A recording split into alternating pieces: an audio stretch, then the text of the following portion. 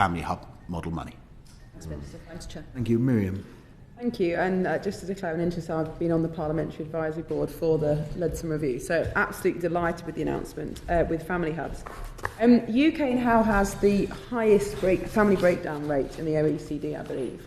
And of course, that disproportionately affects children in poorer families. So I think in the poorest families, only 47% of under fives live with both parents, whereas it's 85% in higher income brackets. So one of the asks of family hubs is to provide relationship support, and obviously if we can keep more couples together, the impact on outcomes in terms of education, mental health, particularly for boys, having a male role model is proven to be very, very important. So how do you see family hubs delivering that, and what role will the department play in making sure that family hubs do deliver that, and it isn't a kind of option that some family hubs choose and others don't? Yeah, it's a really good question, and I agree with you on the importance of male role models, which unfortunately in too many families is lacking. We're not going to be overly prescriptive, but I think most local authorities will want to look at, they will include parenting support, which will be DfE provided within the family hub model. But we want the family hubs to be as inclusive and as wide ranging as possible. So, for example, the Department for Work and Pensions, which I briefly had in my portfolio when I first appointed them, is they have the Reducing Parental Conflict programme.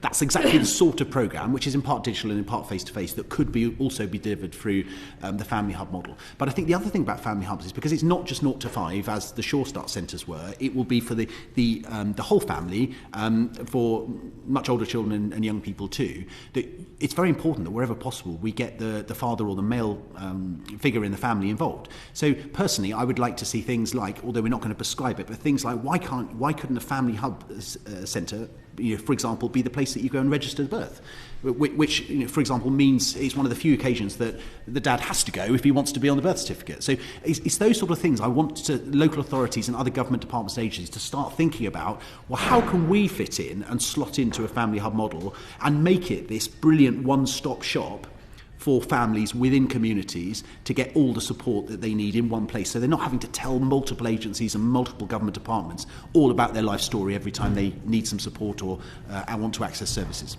Thank you. And then just one more on that. So the spending review is obviously a relatively short period of time to prove success from something that's quite driving significant change. But I know the government's intention is to roll it out more widely if it is successful. I asked the Prime Minister in PMQs last week. Yes. He confirmed that. So that's brilliant. So I suppose, what measures will you use to determine that they have been a success, given that it's a relatively short period of time to prove something so significant?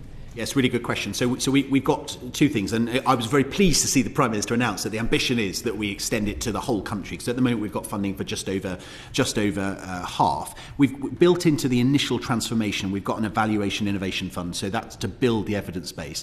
And those 12 trailblazer sites, alongside Essex and others who are already doing this really well, will help us to build that evidence base.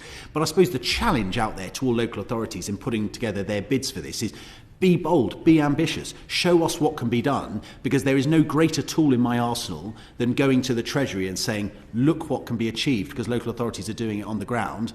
Let's have the additional money now to roll it out to the rest of the country. So the onus I will be placing will be on local authorities to give me the evidence to help me roll it out across the whole country. Thanks, Tom. So it's just on opportunity areas.